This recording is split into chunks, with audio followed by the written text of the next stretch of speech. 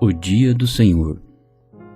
Achei-me espírito no dia do Senhor, e ouvi por detrás de mim grande voz como de trombeta. Apocalipse 1, versículo 10. Este é o dia que o Senhor fez. Regozijemo-nos e alegremo-nos nele. Salmo 118, versículo 24. No primeiro dia da semana, estando nós reunidos com o fim de partir o pão, Paulo, que devia seguir viagem no dia imediato, exortava-os e prolongou o discurso até a meia-noite. Atos 20, versículo 7. No primeiro dia da semana, cada um de vós põe de parte em casa conforme sua prosperidade, e vá juntando para que se não façam coletas quando eu for. 1 Coríntios 16, versículo 2. A criação e o descanso de Deus. Deus estabeleceu cada dia através da tarde e da manhã. Ele restaurou a terra em 6 dias e no 7º dia descansou. Cerca de 2.500 anos mais tarde, ele deu os 10 mandamentos, entre os quais encarregou os homens de guardar o sábado. Todos os outros mandamentos são: farás e não farás. Somente o 4º mandamento nos faz lembrar a obra de Deus. Em outras palavras, esta lembrança nos leva de volta para a criação do mundo, para lembrarmos como Deus restaurou o mundo em 6 dias e como ele então descansou no 7º dia. Portanto, o 7º dia é o sábado de Deus. Depois de mais de 2.000 anos da criação, Deus deu o sábado aos homens com o encargo de descansarem naquele dia. Quando primeiramente Deus deu aos homens o 7º dia, o sábado, desejava que eles descansassem fisicamente, visto que Deus mesmo descansou no 7º dia e cessou de toda a sua obra. Ele também desejou que os homens trabalhassem por 6 dias e descansassem no 7º. O sábado foi originalmente o dia de descanso de Deus, mas ele o deu aos homens, especialmente ao povo de Israel, a fim de que também pudessem cessar de todas as obras e assim descansarem. A ideia de descanso no sábado é muito clara no Antigo Testamento.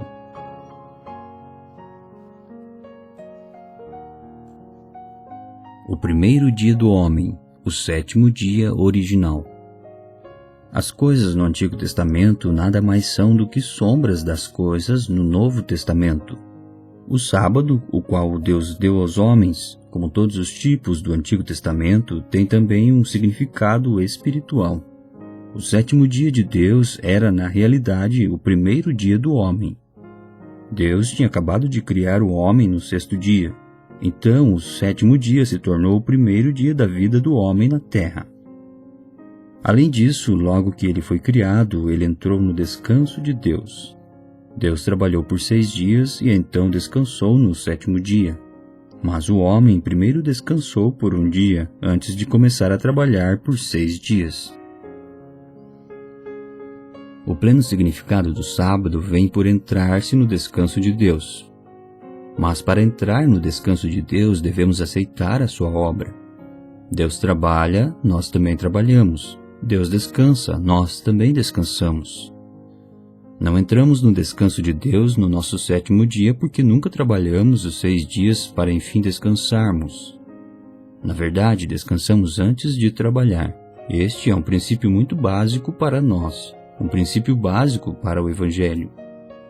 Descansar antes de trabalhar, descanso precedendo o trabalho. Isto é o Evangelho. Deus mostra que ao nos prover primeiro o descanso, Ele também nos capacita a trabalhar posteriormente. Louvado seja Deus! Havendo nós descansado, somos capacitados a trabalhar. Por esta razão, era um grande pecado para qualquer um violar o sábado. Deus deu esse dia para o povo descansar. Como poderiam os homens considerar coisas sem importância o fato de trabalharem naquele dia? A violação do sábado era tão pecaminosa como o golpe que Moisés desferiu com a vara na rocha. Deus ordenou que Moisés falasse à rocha para que dela pudesse fluir água. Ele não ordenou a bater na rocha com a vara. Isto porque a rocha havia sido golpeada uma vez e, portanto, não deveria ser golpeada novamente. Moisés precisava somente dar uma ordem e da rocha jorraria água viva. Quando bateu nela a segunda vez, ele destruiu a obra de Deus. Como consequência, Moisés nunca entrou na terra de Canaã. Pelo mesmo princípio, como pode alguém dizer que não se importa em violar o sábado? Julgando segundo a verdade de Deus, importa muito. O homem deve desfrutar do descanso de Deus antes de ousar trabalhar. Ele precisa ter compreendido o valor do Evangelho antes de começar a trabalhar. Em primeiro lugar, ele entra no descanso de Deus e então pode fazer a obra de Deus. Se ele viola o sábado, destrói o que este tipifica. Daí ter o sábado um lugar de proeminência no Antigo Testamento. Durante os dias do Antigo Testamento, se alguém fosse ao campo no sábado e juntasse gravetos para queimar, deveria ser apedrejado até a morte. Isto porque ele havia violado o sábado. Esta atitude dava a entender que ele era capaz de trabalhar e conduzir a si mesmo sem ter que entrar primeiro no descanso de Deus. Deus descansou no sábado, porque ele ficou satisfeito com o seu trabalho. Se estamos satisfeitos com o trabalho de Deus, também devemos descansar no sábado como uma expressão da nossa aceitação da sua obra. Por esta razão, Deus ordenou bem no princípio: o sétimo dia é o sábado do Senhor teu Deus, não farás nenhum trabalho. Nem tu, nem teu filho, nem tua filha, nem o teu servo, nem a tua serva, nem o teu animal, nem o forasteiro das tuas portas para dentro. Êxodo 20, versículo 10. Cada um dentro da casa deve cessar de trabalhar. Este é o quadro que nos é dado no Antigo Testamento.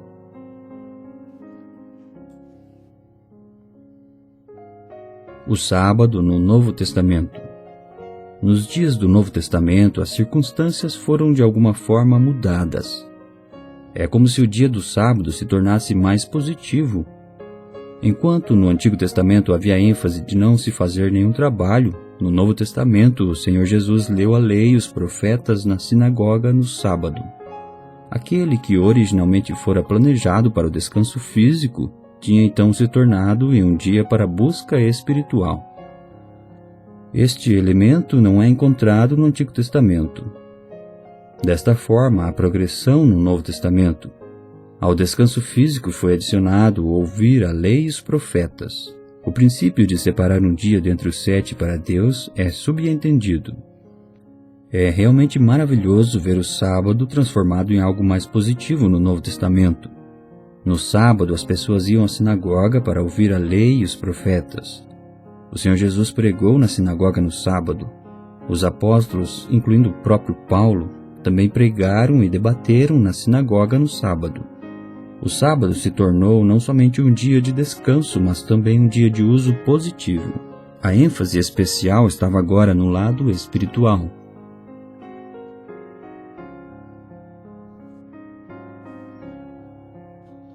A mudança de posição do sábado. Ao estudarmos a Bíblia, devemos prestar atenção ao espírito da palavra. Se tivermos um espírito suscetível ao ensino, notaremos com que frequência há mudanças de posição na Bíblia. A isto é o que referimos por encontrar fatos, pois nestes fatos a luz está escondida. Quando os fatos mudam, a luz também muda. Tal coisa acontece com o sábado. Bem no começo, o 7º dia era o sábado. Se alguém não descansasse, era punido, sendo então apedrejado até a morte. Os 4 evangelhos nos mostram que o Senhor Jesus foi ressurreto no primeiro dia da semana. Ele manifestou a si mesmo posteriormente 5 vezes naquele mesmo primeiro dia da semana. O livro de Atos relata que o dia de Pentecostes também caiu no primeiro dia da semana, já que o 50º dia era na verdade o primeiro dia de uma outra semana. O primeiro dia da semana é o 8º dia. Em nenhum lugar na Bíblia nos é dito que Deus ordenou que o dia do Senhor fosse substituído pelo sábado. Não, Deus simplesmente fez a mudança ser percebida nos fatos. Ao ler o Antigo Testamento, parece como se cada 7 dias formasse um período em que terminasse com o 7º dia. De acordo com a tipologia, os primeiros 7 dias falavam da velha criação. Deus trabalhou por 6 dias, então descansou no 7º dia. Esta é a história da velha criação concluída com o sétimo dia. Deus não apenas dividiu os dias em meses e anos, Ele os dividiu especialmente em semanas. Se a ressurreição do Senhor Jesus tivesse acontecido no final da semana, então o Antigo e o Novo Testamento teriam sido confundidos para sempre, porque teríamos tido a nova criação e a velha criação na mesma semana. Mas o Senhor Jesus ressuscitou no primeiro dia da semana, marcando desse modo um novo começo, o da nova criação. Desejamos que os novos convertidos se lembrem deste princípio na Bíblia, que um dia em cada 7 dias é separado para propósitos espirituais. Nesse dia, nenhum trabalho secular deve ser feito para que se possa dedicar o tempo às coisas espirituais. A Igreja no Novo Testamento tem sido conduzida naturalmente pelo Espírito Santo para que tivesse esse dia no primeiro dia da semana, o dia da ressurreição do Senhor Jesus. Ao contrário daqueles que vivem nos dias do Antigo Testamento, não somos cobrados por aquilo que não podemos fazer. Não, na Nova Aliança não há sábado, somente o dia do Senhor. Deus não proíbe o fazer certas coisas no dia do Senhor como era anteriormente no sábado. O sábado no Antigo Testamento é apenas uma figura. Com a vinda da realidade, a figura perdeu o efeito. O sábado, assim como o sacrifício de touros e cordeiros, perdeu o efeito. O Evangelho chegou.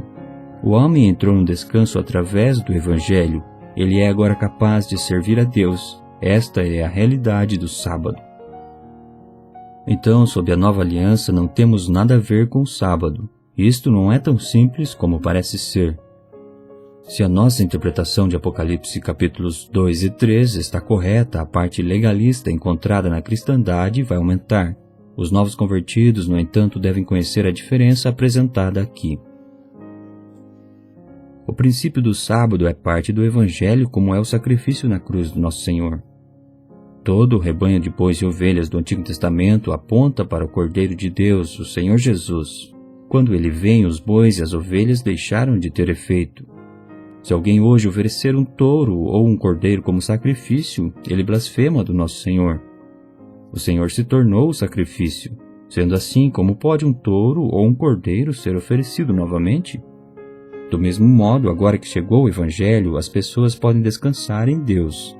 Deus terminou todo o trabalho da redenção na cruz do seu Filho. Aquele que ouve a palavra de Deus entra no descanso, não no trabalho. Através do Evangelho somos capacitados a descansar diante de Deus. Somente depois de entrarmos no descanso é que podemos nos levantar para servir. Desde que o descanso do Evangelho vem, o sábado perdeu sentido. Para nós que cremos, tanto o sábado como o sacrifício de bois e ovelhas perderam sentido. Assim como agora não há mais bois e ovelhas para serem oferecidos, assim também não há mais o dia do sábado. Vamos ser muito cuidadosos no uso da palavra. Em nenhum lugar na Bíblia podemos encontrar um dia de sábado cristão, pois esses dois são contraditórios. Se somos cristãos, então não há o sábado. Se há sábado, então não somos cristãos. O sábado pertence ao Antigo Testamento. No Novo Testamento, ele não tem mais efeito.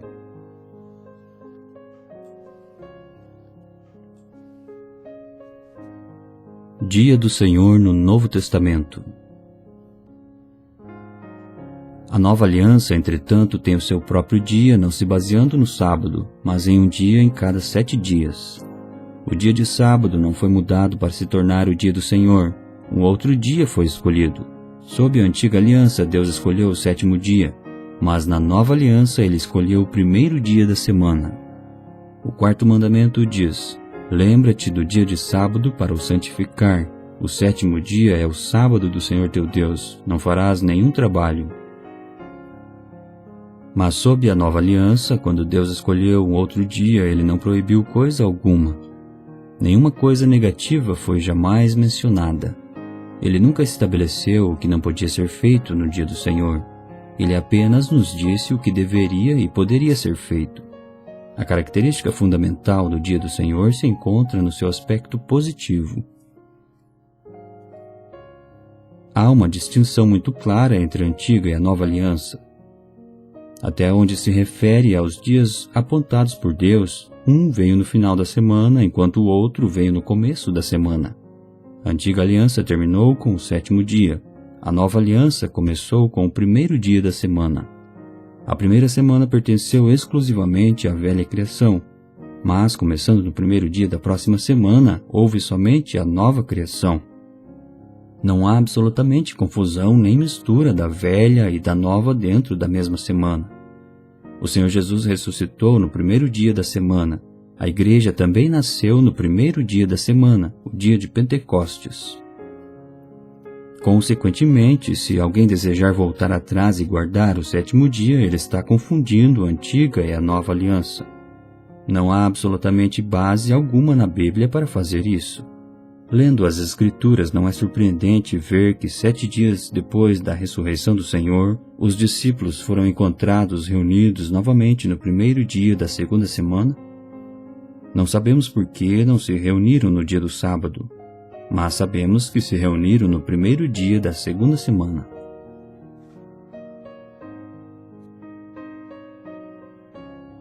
Bases bíblicas para o dia do Senhor. Achamos que as seguintes passagens são de grande importância. A pedra que os construtores rejeitaram, essa veio a ser a principal pedra angular. Isto procede do Senhor e é maravilhoso aos nossos olhos. Este é o dia que o Senhor fez. Regozijemo-nos e alegremo-nos nele. Salmo 118, versículo 22 ao 24. Tomai conhecimento, vós todos e todo o povo de Israel, de que em nome de Jesus Cristo, o Nazareno, a quem vós crucificastes e a quem Deus ressuscitou dentre os mortos, sim, em seu nome é que este está curado perante vós. Este Jesus é a pedra rejeitada por vós, os construtores, a qual se tornou a pedra angular. Atos 4, versículo 10 ao 11. Aqui achamos a expressão a pedra rejeitada pelos construtores. Quem decide se uma pedra é útil ou não? São os construtores. Se o pedreiro diz que uma determinada pedra é imprópria para construir a casa, você não precisa perguntar a mais ninguém. Qualquer que seja a decisão do pedreiro, ela é final. Mas uma coisa estranha aconteceu. A pedra que os construtores rejeitaram se tornou a pedra angular. Deus colocou sobre ela a responsabilidade mais importante. Aquilo que os construtores consideraram sem utilidade, Deus fez a principal pedra angular. Esta é a obra de Deus. Isto é maravilhoso aos nossos olhos. É realmente maravilhoso. O versículo 24, entretanto, nos adiciona uma maravilha relacionada ao dia do Senhor. Este é o dia que o Senhor fez. Regozijemo-nos e alegremo-nos nele. O dia que o Senhor apontou é o dia quando a pedra rejeitada pelos construtores se tornou a principal pedra angular. Este é um dia quando nos regozijaremos e nos alegraremos. Todos deveriam temer a Deus e se regozijar na sua presença. Vamos então descobrir que dia foi este quando a pedra rejeitada pelos construtores se tornou a pedra angular. Isto descobrimos em Atos 4, versículo 10 ao 11. O versículo 10 diz: A quem vós crucificastes e a quem Deus ressuscitou dentre os mortos. O versículo 11 continua: Este Jesus é a pedra rejeitada por vós, os construtores, a qual se tornou a pedra angular. Em outras palavras, este é o dia da ressurreição do Senhor Jesus. Deus, não o homem, determinou o dia, quando ele, que foi rejeitado pelos homens, foi ressuscitado dentre os mortos. Que não haja confusão. A Bíblia coloca bem claro que este é o dia que fez o Senhor. Que dia é este? O dia da ressurreição. Portanto, possam todos os filhos de Deus se reunirem no nome do Filho de Deus naquele dia e se alegrarem. Você percebe a diferença entre o dia do sábado no Antigo Testamento e o dia do Senhor no Novo Testamento?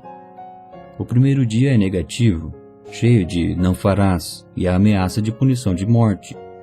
O último, no entanto, é um dia de grande regozijo.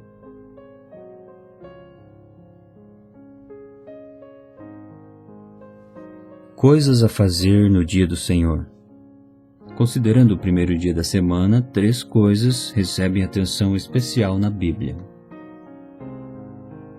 Número 1. Regozijo. A atitude adequada. A primeira coisa diz respeito à nossa atitude. Como acabamos de ler, todos os filhos de Deus devem se regozijar e se alegrar no primeiro dia da semana, pois este é o dia em que o nosso Senhor Jesus foi ressuscitado dentre os mortos. Não havia necessidade de dizer a Pedro e aos outros apóstolos para se regozijarem.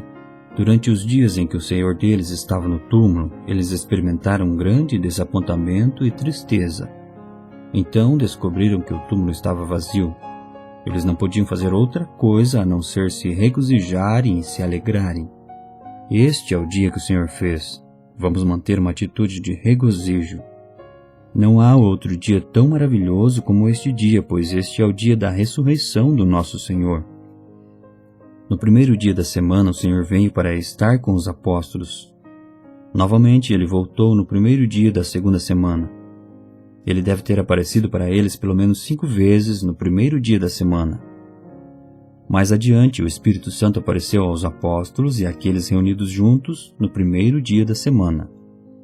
Foi naquele momento que os olhos de Pedro foram abertos para ver como a pedra rejeitada pelos construtores se tornou a pedra angular como profetizado no Salmo 118. Na sua crucificação ele foi rejeitado pelos construtores, mas na sua ressurreição ele se tornou a pedra angular.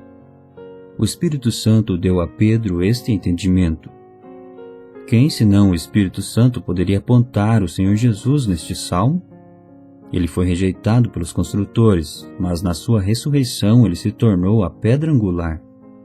Este é o dia que o Senhor fez. Regozijemo-nos e alegremo-nos. Esta é a consequência natural de tal dia. Número 2. Congregar para partir o pão. No primeiro dia da semana, estando nós reunidos com o fim de partir o pão, Atos 20, versículo 7. Reparem a estrutura gramatical aqui. A segunda oração indica que eles se reuniam para partir o pão no primeiro dia da semana. Isto não aponta para nenhum primeiro dia específico da semana, mas simplesmente se refere a cada primeiro dia da semana. Portanto, este se tornou naturalmente o dia quando todas as igrejas se reúnem para partir o pão em memória do Senhor.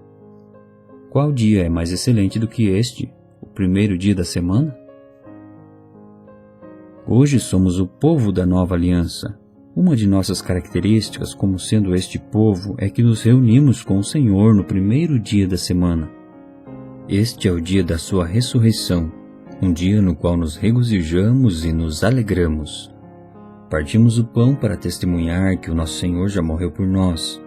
Partimos o pão para testificar a unidade da igreja. Além disto que devemos fazer, também há outras coisas que podem ser feitas neste dia. O partir do pão tem 2 significados nas Escrituras. Um é o de lembrar do Senhor e o outro é o de ter comunhão com todos os filhos de Deus. Um mostra nossa comunhão com Deus, o seu Cristo. O outro revela nossa comunhão com o corpo de Cristo, o qual é a igreja. Quando partimos o pão, comungamos com o nosso Senhor, porque o pão representa o Senhor. Mas também quando partimos o pão, temos comunhão com todos os santos, porque este mesmo pão representa a igreja, nós, que sendo muitos, somos um só pão. Por esta razão, o dia do Senhor é o melhor momento para termos comunhão com todos os filhos de Deus, como também com o Senhor. É literalmente impossível para mim dar a destra da comunhão para cada um dos filhos de Deus na terra. No entanto, em cada dia do Senhor, todos os filhos de Deus tocam o único pão. Aonde quer que estejam, eles tocam o mesmo pão que eu toco. Desta maneira, eu toco todos os filhos de Deus. Aqui eu encontro todos os meus irmãos e irmãs, como também o meu Senhor. Eu não tenho somente comunhão com aqueles que partem o pão comigo na mesma reunião, mas também com todos cujas mãos tocam o pão através de todo o mundo. Nós, sendo muitos, somos um pão. Quando eu parto o pão com eles, também tenho comunhão com eles. Os novos convertidos devem aprender a guardar um relacionamento transparente com todos os filhos de Deus. Devem aprender a amar e perdoar desde o início. Quem é aquele que a Bíblia ensina que não deve tocar a mesa do Senhor? Aquele que não perdoa. Tal pessoa não está habilitada a tocar o pão. Por não perdoar a falta de alguém, terá alguma coisa entre ele e aquele outro filho de Deus. Não devemos ser invejosos em relação a alguém e nem recusarmos ter comunhão com quem quer que seja. Não se deve permitir que algo se interponha entre os irmãos. Além daqueles que têm sido excluídos por razões de conduta ou verdade, não devemos recusar comunhão a ninguém. Todos os filhos de Deus, em toda parte, deveriam estar em comunhão. Daí haver a necessidade muito real do perdão e amor. Possam os nossos corações aproximarem-se de todos os filhos de Deus. No primeiro dia da semana, estando nós reunidos com o fim de partir o pão, esta é a maneira exposta claramente na Bíblia. Isto não tem nada a ver com o sábado. A única similaridade é que ambos os dias foram separados da semana para um propósito específico. A Bíblia nunca consente com qualquer tentativa de mudar o sábado para o dia do Senhor. Sob a nova aliança, Deus escolheu um outro dia para lembrarmos do Senhor.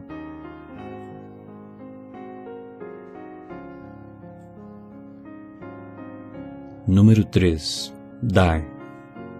Quanto à coleta para os santos, fazei vós também como ordenei às igrejas da Galácia.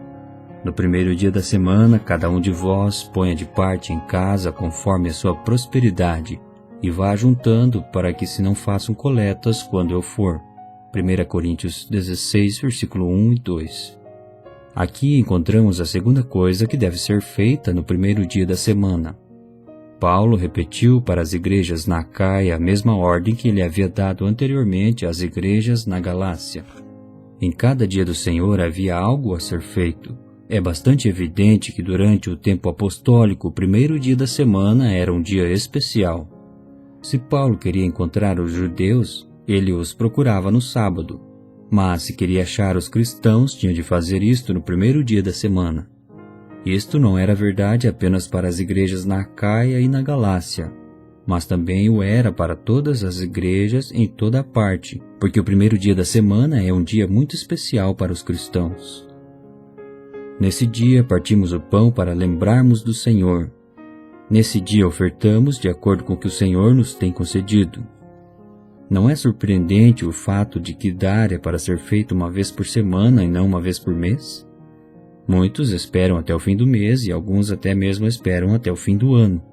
Mas Paulo nos diz que devemos ajustar contas diante de Deus no primeiro dia de cada semana. Deveríamos separar nossa contribuição ao Senhor na medida em que Ele nos dá a cada semana. Trabalho durante toda a semana, separo então uma certa quantia daquilo que o Senhor me tem dado durante a semana e dou a Ele. Sempre considero isso uma coisa excelente. Partimos o pão por um lado e contribuímos por outro lado. Lembramo-nos de como o Senhor deu a si mesmo por nós e então também damos algo ao Senhor. Lembre-se de que aquele que recebe mais de Deus deve dar mais. Entre todos os louvores e ações de graças ao Senhor, o dar também é considerado como um sacrifício de louvor. É um sacrifício que devemos oferecer. No partir o pão, nos lembramos do que o Senhor fez por nós. Depois que o pão é partido, depositamos diante do Senhor uma oferta daquilo com que Ele tem nos feito prosperar. Simplesmente colocamos nas mãos do Senhor o que primeiro Ele já nos tem dado. Para mim isso é maravilhoso. Na verdade, ofertar no dia do Senhor é uma coisa excelente. Se me permitem, gostaria de falar bem francamente aos novos convertidos. De acordo com o Novo Testamento, há somente duas coisas que devemos definitivamente fazer. Não disse o Senhor, e se uma ovelha cair numa cova? Ou se houver um paralítico? Não há a menor alusão ao sábado, porque ele já perdeu o sentido. Isto já foi cumprido no que diz respeito ao significado espiritual. Chegamos à sua realidade no Evangelho. O tipo dá lugar ao antitipo. A dispensação do Antigo Testamento acabou. Na igreja, o Senhor escolheu um outro dia. No dia do Senhor, a igreja deve partir o pão e dar ofertas. Meus irmãos e irmãs, não venham às reuniões e ofertem irrefletidamente. Isto é completamente errado. Você deve considerar esse assunto cuidadosamente diante do Senhor e estar com sua oferta pronta quando vier. A sua vinda para lembrar do Senhor não é acidental, da mesma maneira o seu ato de ofertar deve ser planejado e combinado previamente. Semanalmente, separe uma porção daquilo que o Senhor lhe tem concedido, então traga a Ele. E cada um decida a sua própria porção. Dê mais se a você tem sido dado mais, menos se tiver menos. O importante é que cada um dê a sua porção com alegria. É uma atitude feia alguém pegar algum dinheiro do bolso e depositá-lo descuidadamente na caixa de ofertas. É quase insuportável ver tal ato. Antes de vir à reunião, você deve ter sua oferta pronta. Uma oferta é tão séria como partir o pão. O partir o pão significa o que Deus tem nos dado, enquanto a oferta representa aquilo que apresentamos a Deus como um sacrifício. Lembre-se bem que uma oferta é um sacrifício. Devemos preparar nosso coração, separar à parte uma porção e trazê-la ao Senhor. Sempre penso e imagino se você também não pensa assim, em como, na sua volta, o Senhor irá acertar as contas com os seus servos. O servo com 1 talento, aquele com 2 talentos e aquele com 5 talentos. Cada dia do Senhor é o momento em que acertamos as contas com Ele. Mas um dia o Senhor voltará e fará um ajuste de conta conosco. Ele examinará como teremos usado o dinheiro e quanto teremos ganho. Bem, não obstante, no primeiro dia de cada semana acertamos as contas com o Senhor, dizendo: Ó Senhor, eu separo uma porção daquilo que tenho ganho durante essa semana e ofereço a Ti. Se fizermos isto toda semana, não teremos medo do julgamento. Nenhuma coisa inesperada acontecerá a nós, pois as nossas contas estão em ordem semana após semana. O primeiro dia da semana é diferente do sábado do Antigo Testamento. Não é um dia de julgamento nem um mero dia de descanso. A suspensão de todo o trabalho não é requerida. Nenhum julgamento é pronunciado sobre aqueles que trabalham. Antes, esse dia aponta para as duas coisas que em especial devemos fazer. Uma é vir ao Senhor a fim de receber graça e a outra é oferecer o nosso dom ao Senhor. Este é um dia para nos regozijarmos e nos alegrarmos. Este é o dia do Senhor. Esperamos que os novos convertidos desfrutem da graça do Senhor e o sirvam bem no seu dia. Deus escolheu este dia da semana para nós. A Bíblia o chama de Dia do Senhor. Não façamos confusão entre o dia do Senhor, primeiro dia da semana, e o dia do Senhor relacionado com a sua segunda vinda. Lendo os escritos dos chamados pais da igreja, verificamos que muitos deles se referem ao dia do Senhor como sendo o primeiro dia da semana. Muitos escritos do segundo e terceiro séculos atestam este fato. O dia no qual a igreja se reunia no segundo e no terceiro século era o primeiro dia da semana, não o sábado.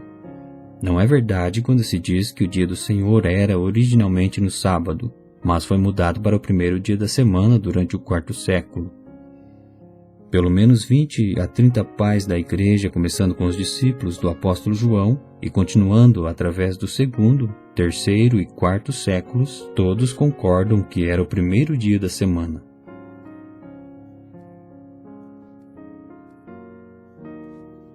O dia do Senhor, o primeiro dia da semana. Por que lidamos com este assunto? Qual é o valor prático disto? A aplicação envolvida é mais significante. O Senhor separou um dia da semana e o chamou de o Dia do Senhor. Se você perguntar se pode viajar ou comprar neste dia, eu reconheço francamente que não sei. Mas uma coisa eu sei e estou certo, que este dia é o Dia do Senhor, um dia que pertence a Ele. Sendo assim, você pode fazer neste dia qualquer coisa que o Senhor faz, e você não pode fazer o que Ele não faz. Durante toda a minha vida, separei o dia do Senhor como um dia muito especial. Se eu viver até 70 anos, posso me curvar e dizer que destes 70 anos, tenho separado 10 anos para o Senhor. Isto é bem verdadeiro. Separo o primeiro dia de cada semana para o Senhor. O dia não é meu, mas do Senhor. As suas horas não pertencem a mim, mas a Ele. Se descanso, descanso para o Senhor. Se trabalho, trabalho para o Senhor. Se faço ou não alguma coisa, é tudo para o Senhor. Não há nenhum sabor do sábado, alusão ou punição nele. Simplesmente ofereço o dia completamente ao Senhor. Creio que o apóstolo disse bem quando escreveu: Achei-me em espírito no dia do Senhor. Apocalipse 1, versículo 10. Enquanto esperava pelo Senhor, ele achou-se em espírito. Muitos podem testificar que são movidos pelo Espírito Santo no dia do Senhor. Possa esse dia ser o dia quando o Espírito Santo move a igreja. Possa esse dia ser um dia de bênção para nós. É certo dizer: acho-me em espírito no dia do Senhor. Espero que todos os novos convertidos vejam o que o dia do Senhor é, e assim oferecê-lo a Ele dizendo: Senhor, este é teu dia. Será uma grande bênção para a igreja se muitos começarem desde a juventude a oferecer este dia ao Senhor. Ó Senhor, neste dia alegremente parto o pão em lembrança de Ti. Também trago o que tenho e ofereço a Ti. Todo o meu tempo durante este dia é para ser gasto para Ti. Se isto é verdade, a bênção de Deus será derramada abundantemente na igreja.